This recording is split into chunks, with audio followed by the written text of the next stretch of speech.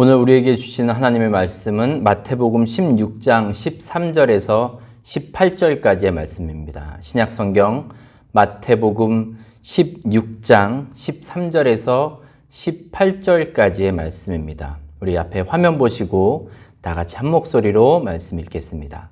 시작. 예수께서 빌립보 가이사랴 지방에 이르러 제자들에게 물어 이르시되 사람들이 인자를 누구라 하느냐? 이르되 더러는 세례 요한, 더러는 엘리야, 어떤 이는 예레미야나 선지자 중에 하나라 하나이다. 이르시되 너희는 나를 누구라 하느냐? 시몬 베드로가 대답하여 이르되 주는 그리스도시요 살아계신 하나님의 아들이시니이다. 예수께서 대답하여 이르시되 바요나 시몬아 내가 복이 있도다. 이를 내게 알게 한 이는 혈육이 아니요 하늘에 계신 내 아버지시니라. 또 내가 내게 이르노니 너는 베드로라. 내가 이 반석 위에 내 교회를 세우리니 음부의 권세가 이기지 못하리라. 아멘. 여러분 오늘 어떻습니까? 네, 좋습니다. 저도 좋습니다.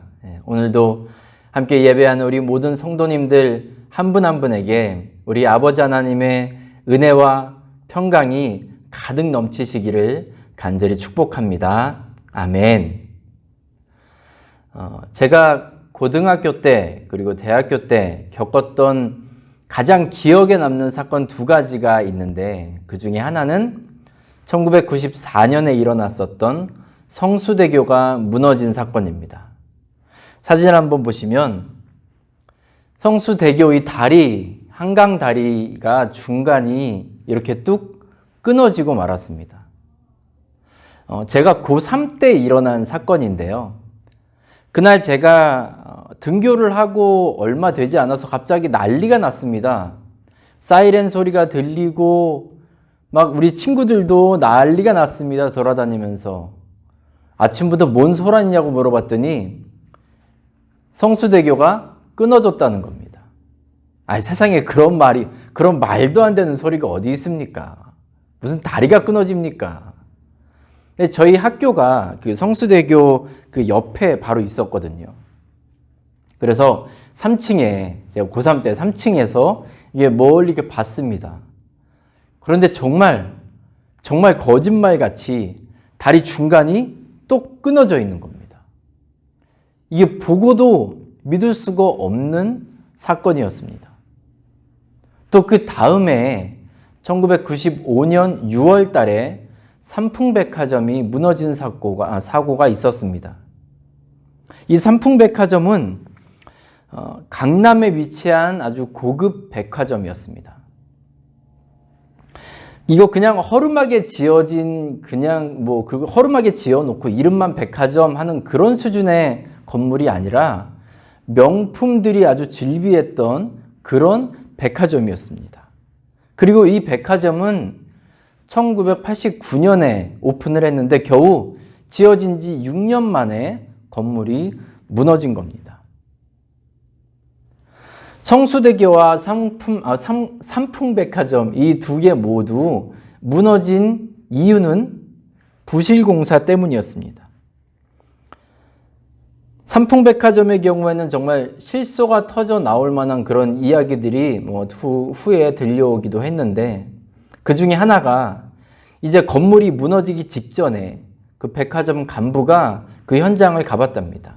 그랬더니 벽이 균열이 생기고 수도관이 터져서 물이 흥건하고 또 천정은 주저앉아 있고 그리고 이제 바닥을 뜯어봤대요. 상황이 어떤지. 그랬더니 철근이 없더랍니다. 나중에 밝혀진 바로는 이 건물을 지탱해야 될 이 기둥에도 철근이 몇 개 없었답니다. 이렇게 부실공사를 해놓으니 그 큰 다리도 무너집니다. 그리고 이 고급 건물도 무너져 버렸습니다. 제가 우리 교회에 부임하기 전에 교회에 대해서 이런저런 이야기들을 들었습니다. 그리고 또 부임한 후에 그동안 어떤 일이 있었는지를 쭉 살펴보고 또 여러분들에게 많은 이야기를 듣고 그러면서 많은 것을 알게 되었습니다. 그리고 이제 교회를 위해서 또 우리 성도님들 위해서 기도하면서 그런 생각이 들었습니다. 우리 교회는 지금 여러 가지 상황을 봤을 때 무너진 걸까? 무너져 있는 걸까?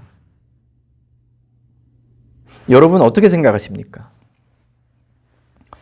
외적인 면, 그런 조건들만 놓고 본다면 어쩌면 뭐 그렇게 말할 수도 있을 것 같습니다. 이제까지 지나왔던 일들, 또 앞으로 진행되어야 할 여러 가지 고단한 그런 시기들, 그런 일들, 이런 것들을 보면 어느 정도 수긍이 가기도 합니다. 아, 우리 교회는 아마 무너져 있는 것 같다. 그런데 그 진단이 맞다면, 그럼 우리는 그냥 무너져 있는 상태로 가만히 있어야겠습니까? 여러분, 시카고 대화재에 대해서 알고 계실 줄로 압니다. 1871년 10월 8일부터 10월 10일까지 3일 동안 시카고 도시 중심부에서 일어난 아주 큰 화재입니다. 300명 이상의 사망자를 냈고 또 10만 명 이상의 이재민을 만들었습니다. 이 10만 명이란 숫자는 당시 시카고 인구의 그 도시 인구의 3분의 1이나 되는 아주 많은 숫자였다고 합니다. 그리고 이 도시 중앙부에 3.3 제곱마일을 잿더미로 만든 그런 사건입니다. 당시의 시카고 지역은 나무로 지은 건물들이 대부분이었습니다. 그리고 이 집들을 지을 때에도 상당히 다닥다닥 지어놨다고 합니다.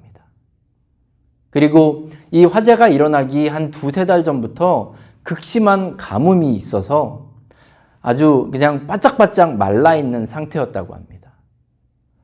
그리고 불이 시작된 이후에 워낙 이 지역이 또 바람이 강하다 보니까 불길이 정말 걷잡을 수 없이 정신없이 여기저기로 흩날리고 그렇게 진행이 되어서 이 불을 잡기가 거의 불가능할 정도였다고 합니다.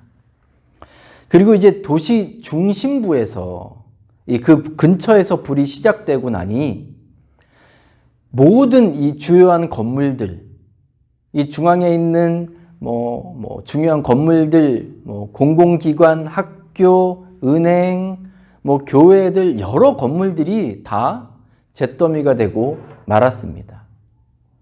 또 사회를 지탱하던 여러 인프라들이 다 무너지고 말았습니다. 정말 화재 이후에 도시가 쑥대밭이 되었습니다. 이 사진을 이렇게 보고 나면 우리 정말 속된 말로 아, 이거 망했다. 이런 표현이 가장 적절할 것 같습니다.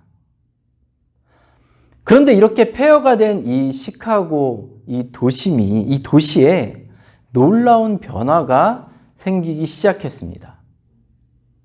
화재가 있은 지 몇 년 뒤부터 시카고에 여러 건축가들이 찾아오기 시작했습니다. 그리고 당시에 또 새롭게 발견되고 또 새롭게 발달되었던 그런 건축 기술들, 이런 것들을 도입하고 이런 것들로 이제 건물을 짓기 시작하면서 기존에 있었던 것보다도 더 안전하고 더 튼튼하고 더 멋있고 아름다운 건물들이 우후죽순으로 늘어나게 되었답니다. 그래서 결국 오늘날 시카고의 도시같이 멋진 스카이라인, 아름다운 건물들이 자리 잡게 되었습니다. 이 때문에 시카고는 건축을 공부하는 사람들은 이곳이 마치 이제 살아있는 교과서와 같이 그렇게 이곳을 여기고 있다고 합니다. 그리고 많은 사람들에게는 근대 건축 박물관의 역할을 한다고 합니다. 어떤 일이 생겼을 때 우리는 왜, 어떻게 이 일이 생겼는지에 대해서 많은 집중을 합니다. 거기에 대해서 신경 쓰는 건 물론 매우 중요하죠.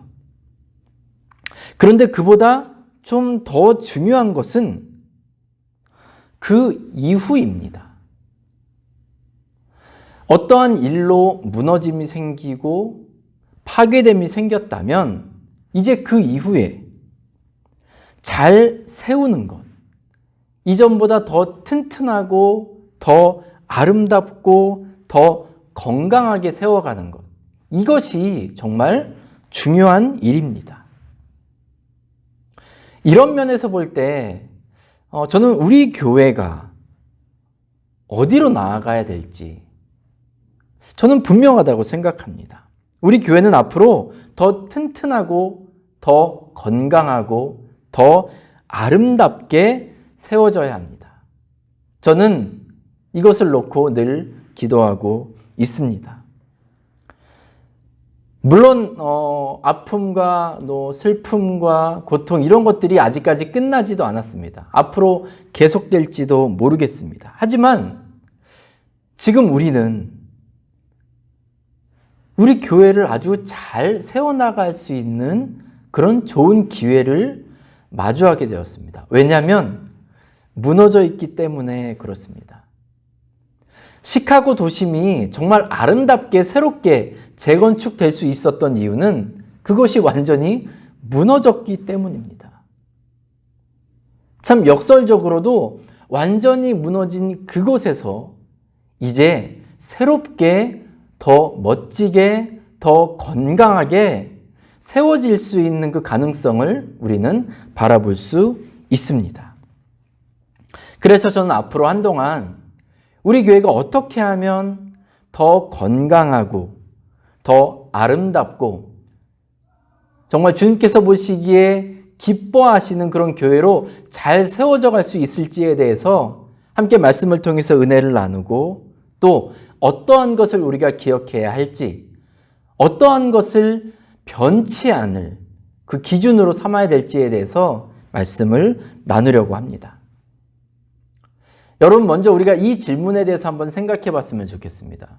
교회는 어떤 곳입니까? 교회는 어떤 곳입니까, 여러분? 이 질문은 사실 모든 기독교인들이 좀 진지하게 아주 무게감 있게 그렇게 고민해보고 생각해봐야 할 그런 질문입니다. 그런데 우리에게는 이미 교회가 너무 익숙해졌어요. 그래서 큰 고민을 하지 않습니다. 그냥 예배드릴 건물이 있고 공간이 있고 또 예배를 인도하는 목회자가 있고 예배에 참여하는 성도들이 있다면 우리는 그걸 그냥 교회라고 생각합니다. 교회입니다. 우리가 보통 그렇게 불러왔죠. 그런데 그런 조건을 가지고 있다고 우리가 보기에는 그것이 교회라고 그렇게 쉽게 불리겠지만 교회라는 그런 조건들, 우리가 보고 있는 그 조건들을 갖추고 있다고 해서 다 교회다운 것은 아닌 것 같습니다.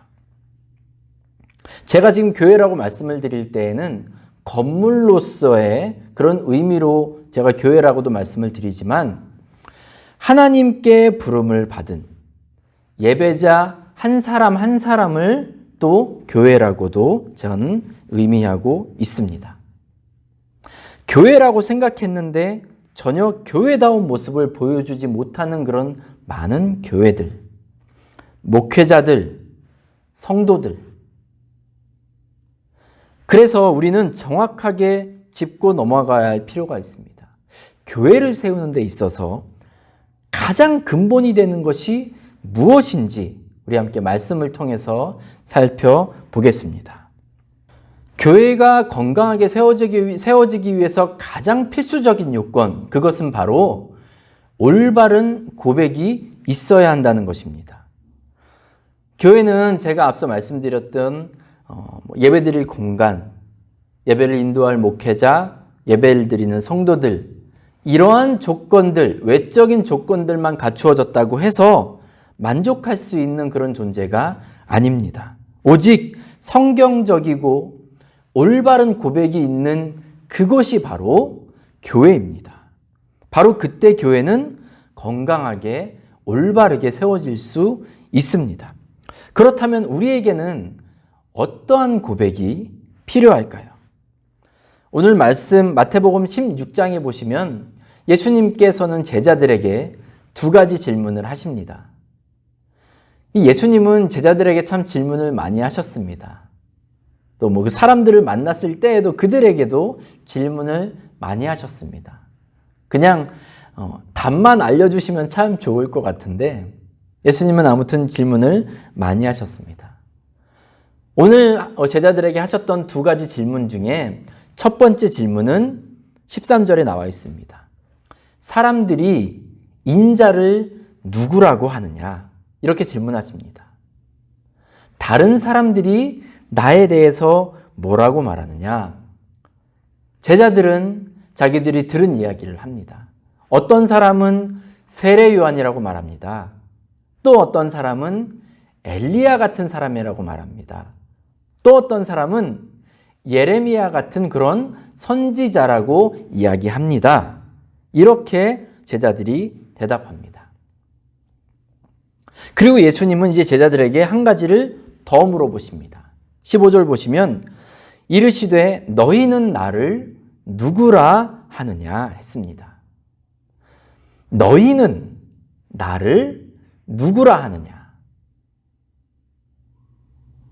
예수님은 제자들에게 사람들이 나를 뭐라고 부르느냐라고 물어보고 제자들이 대답을 한 그 대답에 대해서는 그렇게 구체적으로 다루지 않으셨습니다. 제자들의 대답에 대해서 그것이 맞다, 틀리다, 거기에는 어떤 문제가 있다, 이런 일체의 내용을 말씀하지 않으셨습니다. 예수님은 곧바로 제자들에게 질문을 하십니다. 너희는 나를 누구라고 부르느냐? 너희는 나를 누구라고 생각하느냐? 이 질문을 통해서 예수님께서 제자들 한 사람 한 사람에게 얼마나 관심이 많으신 줄을 알 수 있습니다. 그리고 너희가 나를 누구라고 부르느냐라는 이 질문이 신앙생활에 있어서 이 제자들에게 있어서 그리고 우리들에게 있어서 얼마나 중요한 질문인지를 지금 예수님께서 말씀해 주고 있습니다.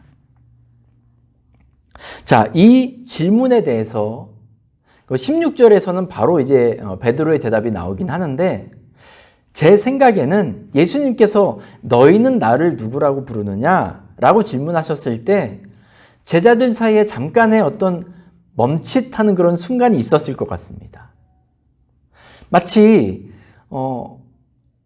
좋은 대답, 어떤 대답을 해야 될까?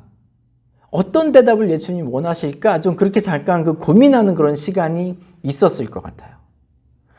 우리 남자분들, 아내분들이, 나 오늘 어때요? 나 사랑해요? 이렇게 물어볼 때 대답 잘 해야 되는 거 아시지요? 그냥 아무렇게나 대답했다가는 그 뒷감당을 쉽게 할 수가 없습니다. 어쩌면 제자들도 이런 고민을 하지 않았을까 싶습니다. 어떤 대답을 해야 되지? 그렇게 고민하고 있었을지 모릅니다. 그때 베드로가 16절에서 이렇게 대답합니다. 우리 16절을 다 같이 한번 읽어보겠습니다. 시작. 시몬 베드로가 대답하여 이르되 주는 그리스도시요 살아계신 하나님의 아들이시니이다. 아멘. 주는 그리스도시요 살아계신 하나님의 아들이시니이다. 베드로의 대답을 우리가 조금 더 들여다보면 주는 그리스도시요라고 했습니다. 이 대답은 그리스도라는 말이 기름 부음을 받은 자라는 뜻인데요.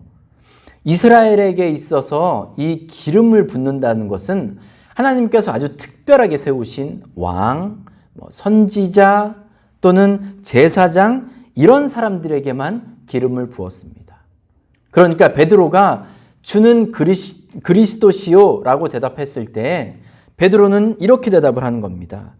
예수님은 우리 모든 인류의 왕이 되시고 참된 구원자가 되시고 중보자가 되십니다. 라는 그런 고백을 하는 것입니다.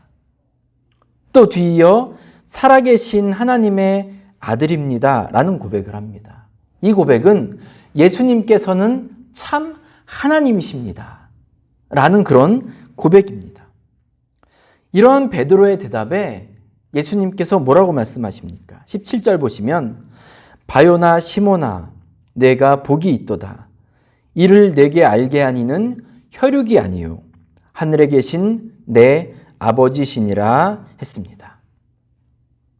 예수님은 지금 이 베드로의 대답에 마음이 아주 흡족하셨습니다. 그리고 베드로에게, 제자들에게 놀라운 비밀을 전해주십니다. 그 비밀은 바로 교회에 관련된 것입니다. 오늘 마태복음 16장에 보시면 교회라는 말씀을 예수님께서 언급하십니다. 18절 보시면 또 내가 내게 이르노니 너는 베드로라. 내가 이 반석 위에 내 교회를 세우리니 음부의 권세가 이기지 못하리라 했습니다. 신약 성경에 보면 교회의 언급이 많이 나오는 것은 주로 이제 사도행전 그리고 바울의 서신서입니다. 하지만 교회라는 단어가 제일 먼저 쓰인 것은 바로 오늘 마태복음 16장 예수님께서 이 교회라는 단어를 가장 먼저 쓰셨습니다. 이 18절을 가지고 가톨릭에서는 교회 시작에 대한 말씀으로 이해를 하는데 이 중에서 이 반석 위에 내 교회를 세우겠다 라는 이 부분을 어떻게 해석하냐면 예수님이 이제 베드로에게 너는 베드로라 라고 이렇게 이름을 붙여주셨죠. 원래 베드로는 앞서 이야기했던 시몬이라고 불렸습니다. 요나의 아들 시몬아. 그런데 그 베드로의 이름을 반석, 이 시몬이라는 이름을 반석이라는 뜻의 베드로로 바꿔주셨습니다. 그런데 뒤에 보면 내가 이 반석 위에 내 교회를 세우겠다 하셨으니까 가톨릭에서는 베드로라는 그 아까 제가 이름의 뜻이 반석이라고 그랬죠. 그 베드로 위에 예수님의 교회를 세우시겠다 이렇게 이해를 하기 때문에 베드로를 가리켜 제1대 교황이라고 이야기를 합니다. 그런데 헬라어 성경에 보면 이 구절에서 베드로, 반석, 그리고 그 옆에 반석 위에 라는 그 스스로 쓰는 이 반석, 이 두 단어가 서로 다릅니다. 우리가 해석을 볼 때는 반석과 반석인데 이 명사가 두 개가 다릅니다. 예수님께서 이 반석 위에 라는 단어를 쓰신 것은 누가복음 6장 48절에도 이 똑같은 단어가 쓰여 있는데 제가 누가복음 6장 47절과 48절을 읽어드리겠습니다. 내게 나와 내 말을 듣고 행하는 자마다 누구와 같은 것을 너희에게 보이리라. 집을 짓되 깊이 파고 주추를 반석 위에 놓은 사람과 같으니 큰 물이 나서 탕류가 그 집에 부딪히되 잘 지었기 때문에 능히 요동하지 못하게 하였거니와 아멘.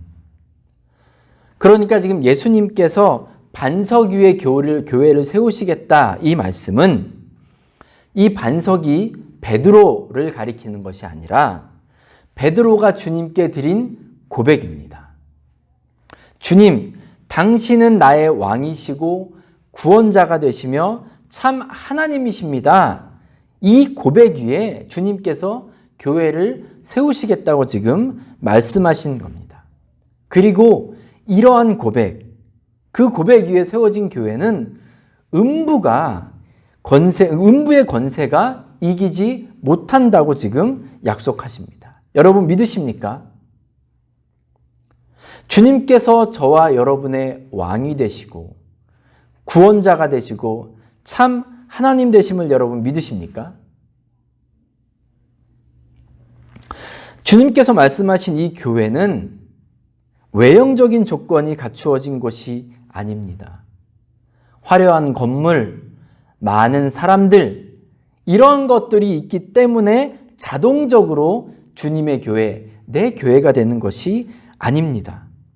혹시 그곳에 기적과 또 많은 은사가 나타난다고 하더라도 그것이 자동적으로 주님의 교회가 되는 것이 아닙니다. 오직 주님은 나의 왕이십니다.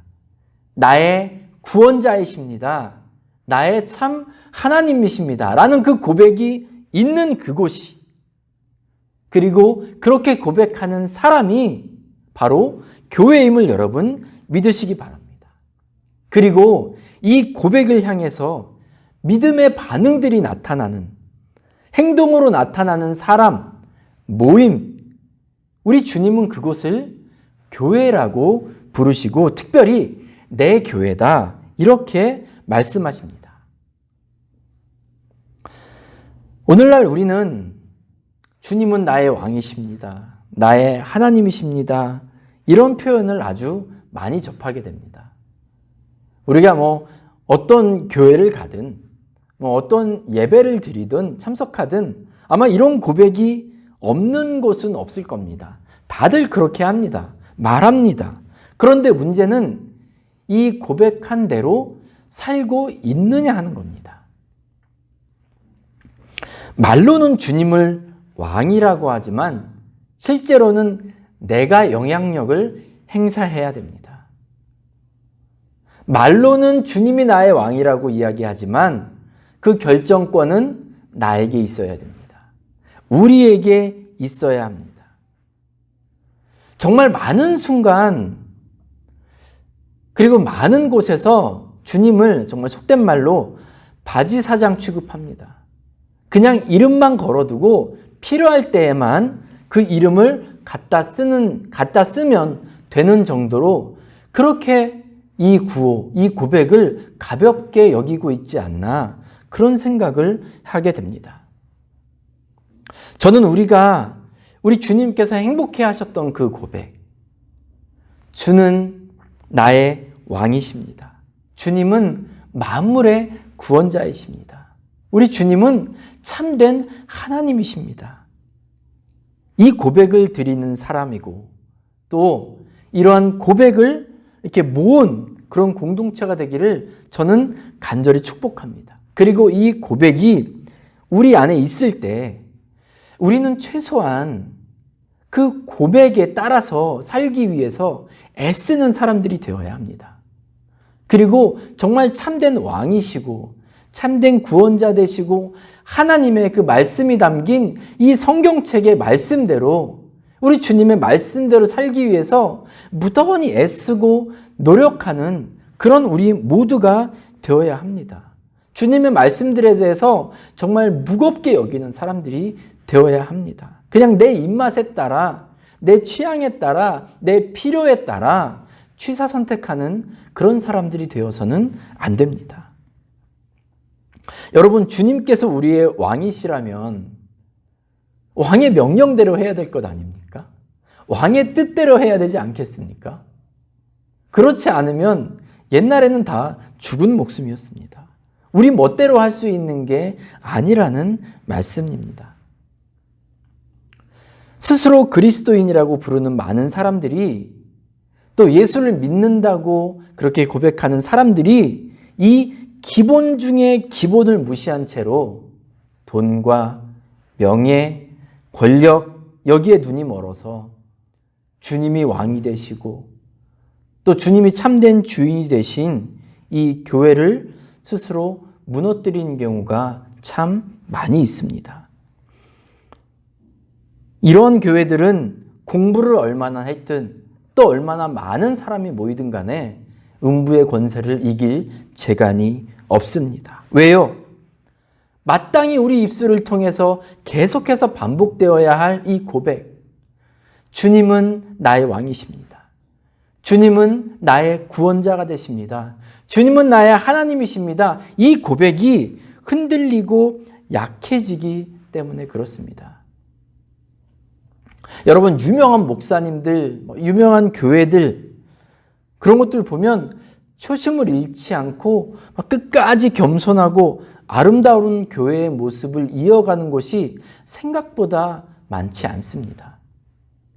이런저런 문제들로 다 교회들이 골머리를 앓고 있습니다. 오히려 세상에서 교회를 걱정해야 되는 그런 상황에까지 이르게 되었습니다. 모두 주님을 향한 올바른 고백을 이어가지 못하기 때문입니다. 그 고백대로 실천하며 살지 못하기 때문에 그렇습니다. 이러한 고백이 없는 상태에서, 그리고 이러한 고백에 따른 삶이 없는 상태에서 우리가 어떤 사역을 하든 어떤 예배를 드리든 어떤 업적을 세우든 간에 주님 앞에서 어떤 의미가 있겠습니까? 마태복음 7장 22절부터 23절에서는 이렇게 말씀합니다.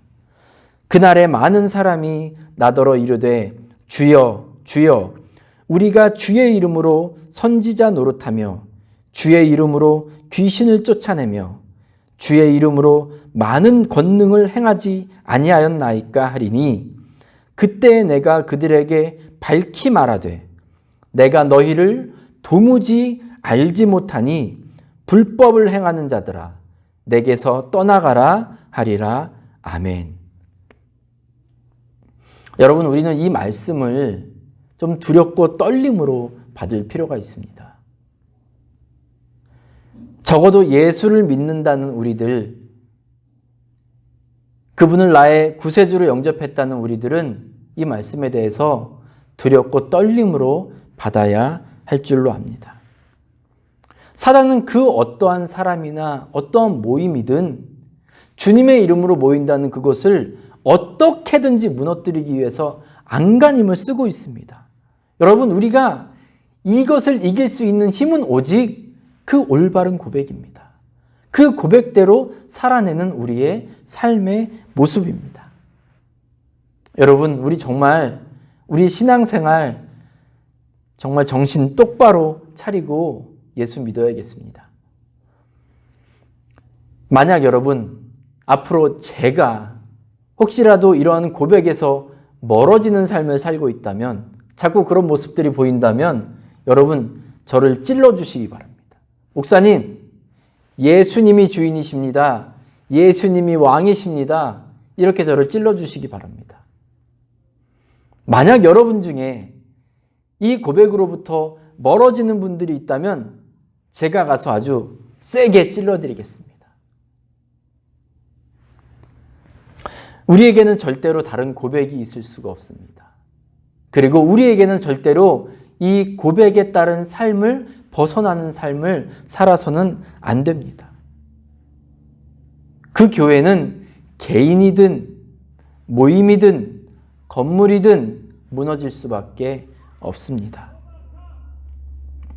우리는 고백하는 것에 이끌려서 살게 됩니다. 그래서 많은 믿음의 선진들이 그들의 입술로 그들의 믿음을 부인하라고 강요받고 핍박당하고 어려움 당하던 그 순간에 순응하지 않았습니다.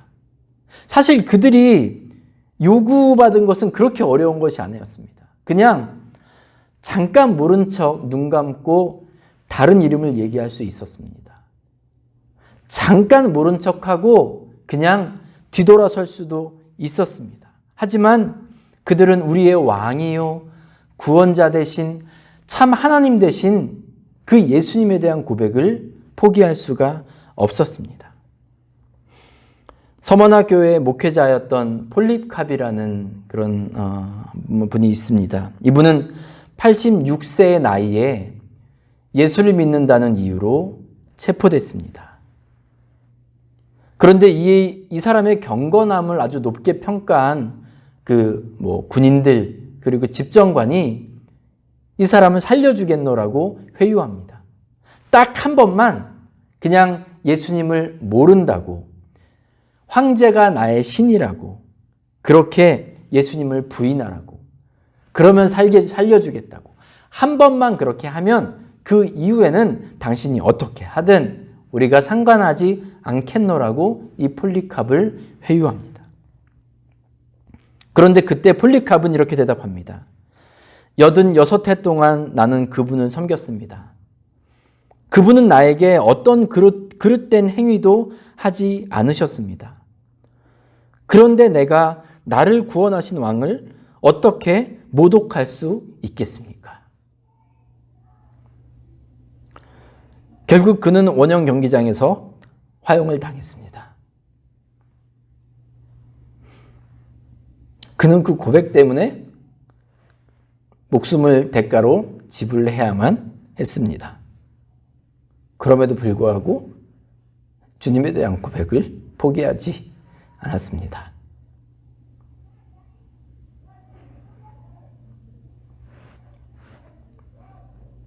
사랑하는 우리 중앙교회 성도 여러분, 주님께서 우리의 왕이 되시고 저와 여러분의 구원자가 되시고 참 하나님 되신다는 이 사실을 우리가 끊임없이 고백할 수 있기를 주님의 이름으로 간절히 축복합니다.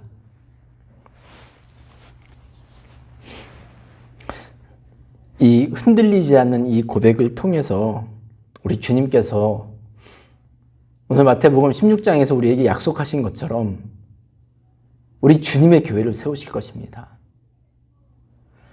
어떠한 사단 마귀의 권세에도 흔들림이 없고 그 모든 유혹과 그 모든 악한 것들을 이길 수 있는 그런 주님의 교회를 우리 위에 세우실 줄로 저는 믿습니다. 앞으로 우리 교회가 어떻게 변할지 모르겠습니다.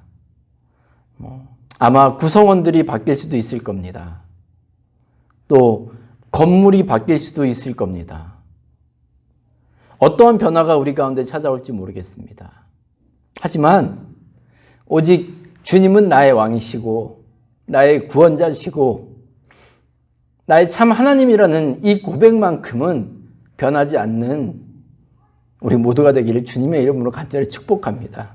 그리고 이 고백에 부끄럽지 않게 살아가는 저와 여러분 되시기를 간절히 축복합니다. 기도하겠습니다. 아버지 하나님 감사합니다. 예수님은 나의 왕이시고 나의 구원자이시고 참 하나님이라는 베드로의 고백이 우리 모두의 고백이 되게 하여 주시옵소서. 아버지, 우리 교회에 앞으로 어떠한 변화가 찾아온다 해도 이 고백이 우리 성도들 우리의 삶 가운데 날마다 반복되게 하여 주시옵소서. 주님, 입술로만 말하는 모양만 있는 교회 고백이 되지 말게 하시고 우리의 삶 속에서 왕 되신 주님께 철저히 순종하며 주님의 기쁨이 되는 정말 아름다운 우리 산호세 중앙교회가 되도록 주님 인도하여 주시옵소서. 우리 교회가 무너진 것처럼 보일지 모르겠습니다. 하지만 이제 주님을 향한 그 올바른 고백을 시작으로 앞으로 건강하고 주님께서 기뻐하시는 교회로 세워져 가도록 주님 저희들을 붙잡아 주시고 인도하여 주시옵소서. 우리 주님 친히 저희와 함께하여 주시옵소서. 예수님의 이름으로 감사하며 기도드렸습니다. 아멘.